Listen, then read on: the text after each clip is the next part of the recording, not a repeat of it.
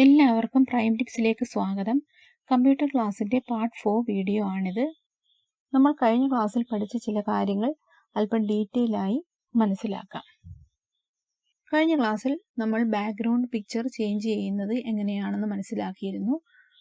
Right click ചെയ്യുക, personalise select ചെയ്ത് ഈ കാണുന്ന പിക്ചേഴ്സിൽ നിന്നും ഒരു പിക്ചറാണ് നമ്മൾ കഴിഞ്ഞ തവണ സെലക്ട് ചെയ്തത്. ഇനി ഈ പിക്ചേഴ്സ് അല്ലാതെ നമ്മുടെ കമ്പ്യൂട്ടറിൽ നമ്മൾ സേവ് ചെയ്തിട്ടിരിക്കുന്ന മറ്റേതെങ്കിലും പിക്ചേഴ്സ്, അതായത് നമ്മൾ ഡൗൺലോഡ് ചെയ്തെടുത്തതോ അതല്ലെങ്കിൽ മെയിൽ വഴി വന്ന പിക്ചേഴ്സ് ഏതെങ്കിലും നമ്മൾ ഡൗൺലോഡ് ചെയ്ത് സേവ് ചെയ്തിട്ടിരിക്കുന്നതോ, അതുമല്ലെങ്കിൽ നമ്മൾ ഫോൺ ഉപയോഗിച്ച് എടുത്ത ഫോട്ടോ ബ്ലൂടൂത്ത് വഴിയോ പെൻഡ്രൈവ് വഴിയോ കേബിൾ വഴിയോ മറ്റോ കമ്പ്യൂട്ടറിലേക്ക് ഷെയർ ചെയ്ത് അത് നമ്മൾ കമ്പ്യൂട്ടറിൽ സേവ് ചെയ്തിട്ടുണ്ടെങ്കിൽ അതുമൊക്കെ നമുക്ക് എങ്ങനെയാണ് ബാക്ക്ഗ്രൗണ്ട് പിക്ചറായിട്ട് സെറ്റ് ചെയ്യുന്നതെന്ന് നോക്കാം. അതിനായിട്ട് നമ്മൾ ബ്രൗസ് എന്നുള്ള ഓപ്ഷൻ സെലക്ട് ചെയ്യുക. കഴിഞ്ഞ ക്ലാസ്സിൽ നമ്മൾ മനസ്സിലാക്കിയായിരുന്നു, ഏതൊരു ഐറ്റവും സെലക്ട് ചെയ്യാൻ ആ ഒരു ഒബ്ജക്റ്റിൻ്റെ മുകളിലേക്ക് മൗസ് പോയിന്റർ കൊണ്ടുപോവുക, എന്നിട്ട് മൗസിൻ്റെ ലെഫ്റ്റ് ബട്ടൺ സിംഗിൾ ക്ലിക്ക് ചെയ്യുക. ഇപ്പോൾ ഇതുപോലൊരു വിൻഡോ ഓപ്പൺ ആകും. ഇവിടെ നമുക്ക് കാണുമ്പോൾ തന്നെ അറിയാം, ക്യാമറ റോൾ എന്നുള്ള ഈ ഒരു ഫോൾഡറിനുള്ളിലാണ് പിക്ചേഴ്സ് ഉള്ളത്. ചില സിസ്റ്റത്തിൽ സേവ്ഡ് പിക്ചേഴ്സിലായിരിക്കും ഉള്ളത്, മറ്റ് ചില സിസ്റ്റത്തിൽ പിക്ചേഴ്സ് എന്നുള്ള ഫോൾഡറിലായിരിക്കും ഫോട്ടോസും മറ്റും കാണുന്നത്. നമുക്കിങ്ങനെ നോക്കുമ്പോൾ തന്നെ മനസ്സിലാകും. ഇപ്പോൾ നമുക്ക് ഈ ഒരു ക്യാമറ റോൾ എന്നുള്ള ഫോൾഡർ ഓപ്പൺ ചെയ്ത് കൊടുക്കാം. അത് നമ്മൾ കഴിഞ്ഞ ക്ലാസ്സിൽ പഠിച്ചതാണ്. ഏതൊരു ഓബ്ജക്റ്റും ഓപ്പൺ ചെയ്യാനായി മൗസ് പോയിന്റർ ആ ഒരു ഒബ്ജക്റ്റിന് മുകളിലേക്ക് കൊണ്ടുവരിക, എന്നിട്ട് മൗസിൻ്റെ ലെഫ്റ്റ് ബട്ടൺ ഡബിൾ ക്ലിക്ക് ചെയ്യുക. ഇപ്പോൾ ഇങ്ങനെ കുറേ പിക്ചേഴ്സ് ഈ ഫോൾഡറിൽ ഉള്ളതായിട്ട് നമുക്ക് കാണാം. ഈ പിക്ചേഴ്സിൽ നിന്നും നമുക്ക് ആവശ്യമുള്ള ഏത് പിക്ചർ വേണമെങ്കിലും സെലക്ട് ചെയ്ത് കൊടുക്കാവുന്നതാണ്. നമുക്കിപ്പോൾ ഈ ഒരു പിക്ചർ സെലക്ട് ചെയ്യാം. അപ്പോൾ അതിൻ്റെ നെയിം ഇവിടെ കാണാം. ഇനി ചൂസ് പിക്ചർ എന്നുള്ളത് സെലക്ട് ചെയ്ത് കൊടുക്കുക. അപ്പോൾ നമ്മൾ സെലക്ട് ചെയ്ത പിക്ചറിൻ്റെ പ്രിവ്യൂ ഇവിടെ കാണാം. നമുക്ക് ഈ ഒരു വിൻഡോ ഒന്ന് മിനിമൈസ് ചെയ്യാം. ഇപ്പോൾ ഡെസ്ക്ടോപ്പ് ബാക്ക്ഗ്രൗണ്ട് ആ ഒരു പിക്ചറിലേക്ക് ചേഞ്ച് ചെയ്ത് നമുക്ക് കാണാം. ഇനി നമുക്ക് ആ സെയിം വിൻഡോ ഒന്ന് മാക്സിമൈസ് ചെയ്യാം. നമ്മളിങ്ങനെ ഓരോ തവണ സെലക്ട് ചെയ്ത് കൊടുക്കുന്ന പിക്ചേഴ്സ് ഇവിടെ ഇങ്ങനെ വരുന്നതായിരിക്കും. പിന്നീട് എപ്പോഴെങ്കിലും നമുക്ക് വളരെ എളുപ്പത്തിൽ ഇവിടെ നിന്ന് എടുത്ത് ഇട്ട് കൊടുക്കാവുന്നതുമാണ്. ഇനി സ്ലൈഡ് ഷോ ഇതേപോലെ ബാക്ക്ഗ്രൗണ്ടായിട്ട് നമുക്ക് സെറ്റ് ചെയ്യാൻ പറ്റും. അതായത് ഏതെങ്കിലും ഫോൾഡറിലോ മറ്റോ നമ്മൾ സേവ് ചെയ്തിരിക്കുന്ന പിക്ചേഴ്സ് 1 by 1 ആയിട്ട് ആ ഒരു ടൈമിന് അനുസൃതമായിട്ട് വരുന്ന വിധത്തിൽ നമുക്ക് സെറ്റ് ചെയ്യാം. അതിനായിട്ട് ഈ ഒരു ആരോ സെലക്ട് ചെയ്യുക, അതിനുശേഷം സ്ലൈഡ് ഷോ സെലക്ട് ചെയ്യുക. ഇപ്പോൾ ഈ ഒരു ഫോൾഡറിലുള്ള പിക്ചേഴ്സാണ് 1 by 1 ആയിട്ട് ഡെസ്ക്ടോപ്പ് ബാക്ക്ഗ്രൗണ്ടായിട്ട് സെറ്റ് ചെയ്യുന്നത്. അതിലെ ആദ്യത്തെ പിക്ചറാണിത്. നമുക്ക് ഇവിടെ വന്നിട്ട് ടൈം സെറ്റ് ചെയ്ത് കൊടുക്കാവുന്നതാണ്. 1 മിനിറ്റോ 10 മിനിറ്റോ അല്ലെങ്കിൽ അതിൽ കൂടുതലോ ടൈം നമുക്ക് സെറ്റ് ചെയ്യാം. നമ്മൾ സെറ്റ് ചെയ്യുന്ന ടൈം അനുസരിച്ചായിരിക്കും ഓരോ പിക്ചർ മാറി മാറി വരുന്നത്. അപ്പോൾ നമുക്ക് 10 മിനിറ്റ്സ് തന്നെ സെറ്റ് ചെയ്യാം. ഇനി ഈ വിൻഡോ മിനിമൈസ് ചെയ്യാം. ഇപ്പോൾ ആദ്യത്തെ പിക്ചർ ഇങ്ങനെ ബാക്ക്ഗ്രൗണ്ടായിട്ട് വന്നിരിക്കുന്നത് നമുക്ക് കാണാം. ഇനി ആ വിൻഡോ ഒന്ന് മാക്സിമൈസ് ചെയ്തിട്ട് നമ്മുടെ ഫോൾഡേഴ്സിൽ നമ്മൾ സൂക്ഷിച്ചിരിക്കുന്ന നമ്മൾ സ്വന്തമായി എടുത്ത പിക്ചേഴ്സ് എങ്ങനെയാണ് ഇതേപോലെ സ്ലൈഡ് ഷോ ആയിട്ട് സെറ്റ് ചെയ്യുന്നതെന്ന് നോക്കാം. അതിനായിട്ട് ബ്രൗസ് എന്നുള്ള ഈ ഓപ്ഷൻ സെലക്ട് ചെയ്ത് ഈ ഒരു വിൻഡോയിൽ നിന്നും ക്യാമറ റോൾ സെലക്ട് ചെയ്യുക. ഇവിടെ ക്യാമറ റോൾ ഓപ്പൺ ചെയ്യേണ്ട, ജസ്റ്റ് സെലക്ട് ചെയ്ത് കൊടുത്താൽ മാത്രം മതി. അതിനുശേഷം ചൂസ് ദിസ് ഫോൾഡർ ആ ഒരു ഓപ്ഷൻ സെലക്ട് ചെയ്യുക. ഇപ്പോൾ ആ ഒരു ഫോൾഡറിൻ്റെ പേര് നമുക്ക് ഇവിടെ കാണാം. ഇനിയിപ്പോൾ ആ ഒരു ഫോൾഡറിലുള്ള പിക്ചേഴ്സ് ആയിരിക്കും 1 by 1 ആയിട്ട് ഡെസ്ക്ടോപ്പ് ബാക്ക്ഗ്രൗണ്ട് ആയിട്ട് വരുന്നത്. അതിൻ്റെ പ്രിവ്യൂ നമുക്കിവിടെ കാണാം. നമുക്ക് ഒന്ന് ഈ വിൻഡോ മിനിമൈസ് ചെയ്യാം. ഇവിടെയും നമ്മൾ 10 മിനിറ്റ് ആണ് സെറ്റ് ചെയ്തിരിക്കുന്നത്. അതുകൊണ്ട് 10 മിനിറ്റ് കഴിഞ്ഞ ശേഷം അടുത്ത പിക്ചർ വരുന്നത് കാണാം. ഇനി നമുക്ക് പഴയ ആ പിക്ചർ തന്നെ സെറ്റ് ചെയ്യാം.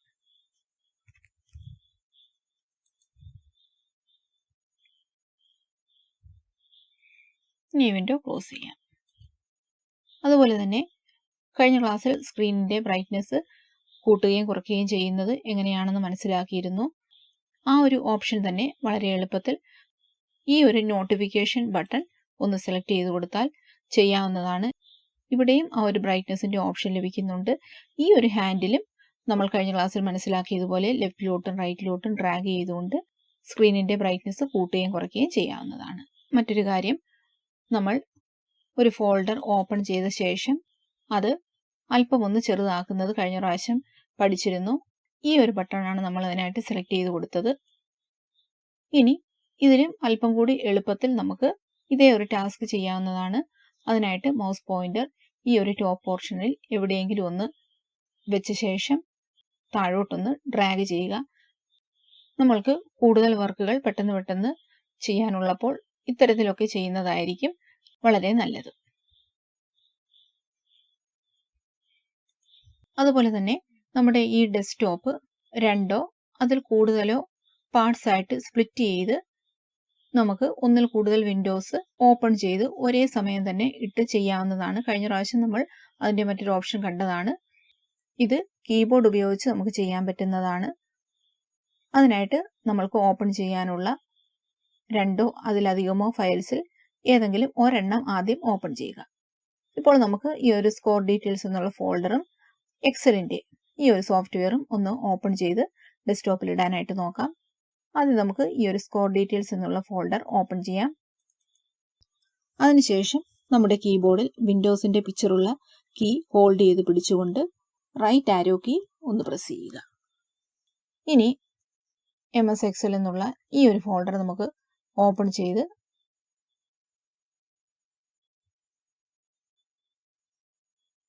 ഒരു ബ്ലാങ്ക് വർക്ക്ഷീറ്റ് നമുക്ക് എടുക്കാം.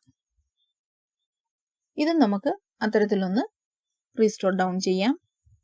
അതിനായിട്ട് നേരത്തെ ചെയ്തതുപോലെ കീബോർഡിൽ വിൻഡോസിൻ്റെ പിക്ചറുള്ള ആ ഒരു കീ ഹോൾഡ് ചെയ്ത് പിടിച്ചുകൊണ്ട് ലെഫ്റ്റ് ആരോ കീ പ്രസ് ചെയ്യുക. ഇങ്ങനെ 2 വിൻഡോസ് ഒരു സമയം നമുക്ക് സ്ക്രീനിൽ ഓപ്പൺ ചെയ്തിട്ട് വർക്ക് ചെയ്യാവുന്നതാണ്.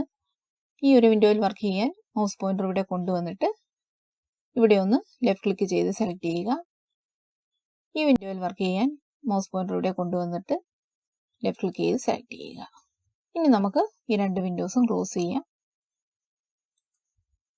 മാക്സിമൈസ് ചെയ്യണമെങ്കിൽ ഈ ഒരു ബട്ടണിൽ ഒന്ന് ലെഫ്റ്റ് ക്ലിക്ക് ചെയ്യുക. ഇനി അടുത്തതായിട്ട് നമുക്ക് ഈ ഒരു കമ്പ്യൂട്ടറിൻ്റെ ഓവറോൾ ഡിസ്പ്ലേ ഒന്ന് എൻഹാൻസ് ചെയ്യണമെങ്കിൽ റൈറ്റ് ക്ലിക്ക് ചെയ്യുക, ഡിസ്പ്ലേ സെറ്റിംഗ്സ് സെലക്ട് ചെയ്യുക. അതിനുശേഷം ഈ ഒരു സ്കെയിൽ ആൻഡ് ലേഔട്ട് എന്നുള്ള ഭാഗത്ത് 100% എന്നുള്ളത് നമുക്കിവിടെ ഒന്ന് 125% ആക്കി കൊടുക്കാം. ഇപ്പോൾ ലേഔട്ട് കംപ്ലീറ്റ് ലാർജ് ആയിരിക്കുന്നത് കാണാം. നമുക്ക് ഈ വിൻഡോ ഒന്ന് ക്ലോസ് ചെയ്യാം. ഡെസ്ക്ടോപ്പിലും ഐക്കൺസും അതിൻ്റെ നെയിമും അതുപോലെ തന്നെ ടാസ്ക് ബാറിലുള്ള എല്ലാ ഐറ്റംസും ഇനി ഒരു മെനു ഓപ്പൺ ചെയ്താൽ അതിൻ്റെ സൈസും അങ്ങനെ കംപ്ലീറ്റ് സൈസ് ലാർജ് ആയിരിക്കുന്നത് നമുക്ക് കാണാം. ഇനി അത് നമുക്ക് 100% തന്നെ സെറ്റ് ചെയ്ത് കൊടുക്കാം.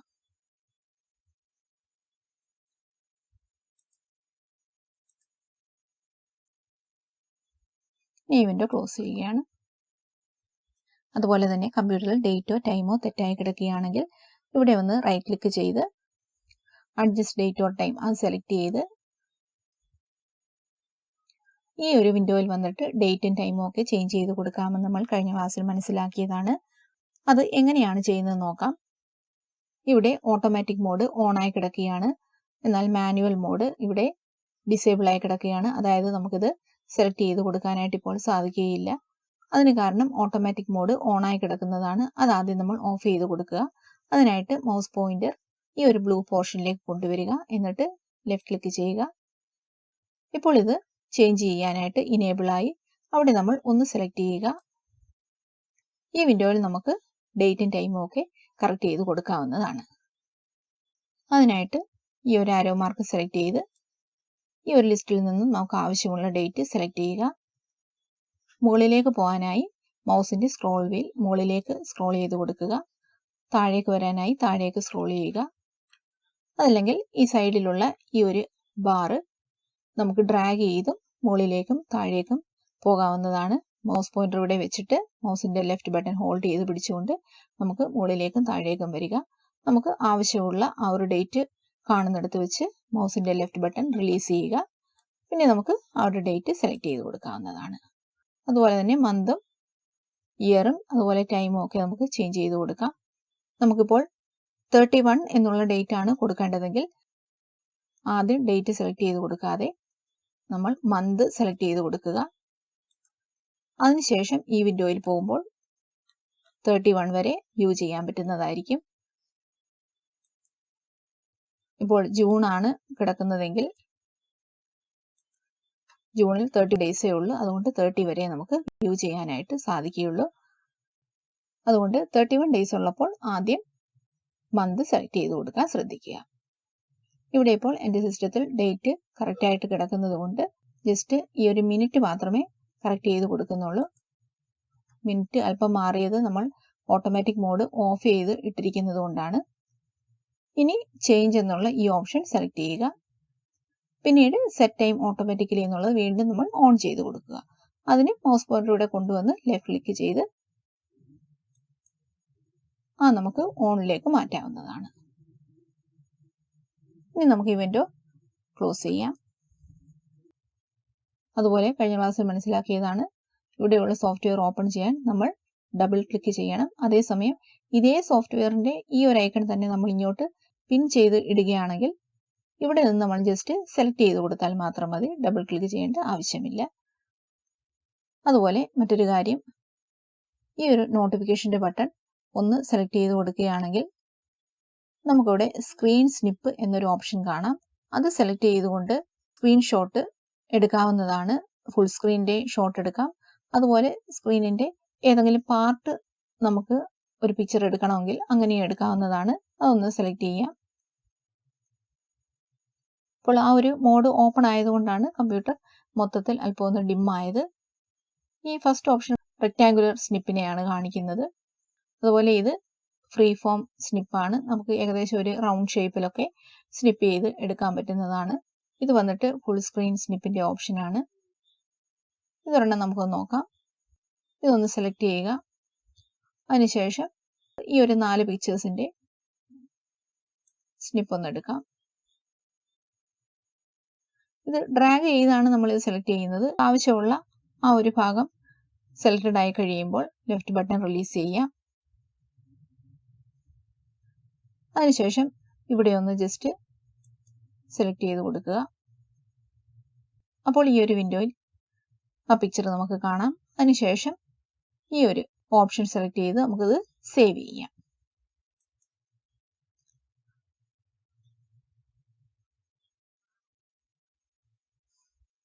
ഇതിപ്പോൾ നമുക്ക് ഡെസ്ക്ടോപ്പിലാണ് സേവ് ആകുന്നത്. ഇവിടെ ഡെസ്ക്ടോപ്പ് ഹൈലൈറ്റ് ചെയ്തിരിക്കുന്നത് കാണാം. മാത്രമല്ല ഇവിടെയും ഡെസ്ക്ടോപ്പ് നമുക്ക് കാണാം. സേവ് ആകുന്ന ഫയലിന്റെ നെയിം ആണ് ഈ കാണുന്നത്. ഈ നെയിം നമുക്ക് വേണമെങ്കിൽ ചേഞ്ച് ചെയ്ത് കൊടുക്കാം, അല്ലെങ്കിൽ ഈ ഒരു സെയിം നെയിമിൽ തന്നെ നമുക്ക് സേവ് ചെയ്യാവുന്നതാണ്. ഇപ്പോൾ നമുക്ക് ഇതിന്റെ നെയിം ഒന്ന് ചേഞ്ച് ചെയ്ത് കൊടുക്കാം. ഈ JPG എന്നുള്ളത് ഈ ഒരു ഫയലിന്റെ എക്സ്റ്റൻഷൻ ആണ്. അത് നമ്മൾ കളയാൻ പാടില്ല. .jpg എന്നുള്ളത് ആ ഡോട്ടിന്റെ ലെഫ്റ്റ് സൈഡിലാണ് പേര് നമുക്ക് മാറ്റി കൊടുക്കാനായിട്ട് സാധിക്കുന്നത്. അതുകൊണ്ട് നമ്മൾ ആ ബ്ലിങ്കിങ് ക്യാരക്ടറാണ് കേഴ്സർ ആ ഒരു ഡോട്ടിന്റെ ലെഫ്റ്റ് സൈഡിൽ കൊണ്ടുവന്ന് വെച്ച ശേഷം അതിനായിട്ട് നമ്മൾ ജസ്റ്റ് ആ ഒരു ഭാഗത്ത് മൗസ് പോയിന്റർ കൊണ്ടുവന്ന് വെച്ച ശേഷം ഒന്ന് ലെഫ്റ്റ് ക്ലിക്ക് ചെയ്താൽ മതി. അതിനുശേഷം ബാക്ക് സ്പേസ് ചെയ്ത് നമ്മളെ കീബോർഡിന്റെ ബാക്ക് സ്പേസ് എന്ന് എഴുതിയിരിക്കുന്ന ആ ഒരു കീ ജസ്റ്റ് ഒന്ന് പ്രസ് ചെയ്ത് പിടിച്ചാൽ മതി. ലെഫ്റ്റിലോട്ടുള്ള എല്ലാ ക്യാരക്ടേഴ്സും ഇറേസ് ആയി പോകും. പിന്നീട് നമുക്ക് അതിനൊരു പേര് കൊടുക്കാം. അപ്പോൾ ജസ്റ്റ് ഒരു ഫോട്ടോ എന്നൊരു നമുക്ക് പേര് കൊടുക്കാം. അതിനുശേഷം സേവ് എന്നുള്ള ഈ ബട്ടൺ ഒന്ന് സെലക്ട് ചെയ്യുക. ഈ വിൻഡോ നമുക്ക് ക്ലോസ് ചെയ്യാം. ഇപ്പോൾ ഫോട്ടോ എന്നുള്ള ആ ഒരു നെയിമിൽ ആ ഒരു പിക്ചർ ഇവിടെ സേവ് ആയിരിക്കുന്നത് കാണാം. ഇനി നമുക്കിത് ഒന്ന് ഓപ്പൺ ചെയ്ത് നോക്കാം. ഇനി നമുക്ക് ആ ഒരു ഫോട്ടോ കാണാം. ഈ വിൻഡോ നമുക്ക് ക്ലോസ് ചെയ്യാം. ഇതുപോലെ സ്ക്രീൻ സ്നിപ്പിലുള്ള ബാക്കി ഓപ്ഷൻസും നമുക്ക് ചെയ്ത് നോക്കാവുന്നതാണ്. നമുക്ക് ക്ലോസ് ചെയ്യാം. അപ്പോൾ പറഞ്ഞ കാര്യങ്ങളെല്ലാം നന്നായി മനസ്സിലായെന്ന് വിശ്വസിക്കുന്നു. വീഡിയോ ഇഷ്ടമായെങ്കിൽ ലൈക്ക് ചെയ്തും ഷെയർ ചെയ്തും സബ്സ്ക്രൈബ് ചെയ്തും സപ്പോർട്ട് ചെയ്യുക. അതുപോലെ തന്നെ തുടർന്നുള്ള വീഡിയോസിൻ്റെ നോട്ടിഫിക്കേഷൻ ലഭിക്കുന്നതിനായി സബ്സ്ക്രൈബ് ചെയ്ത ശേഷം ബെല്ലൈക്കൺ കൂടി ഒന്ന് എനേബിൾ ചെയ്യുക.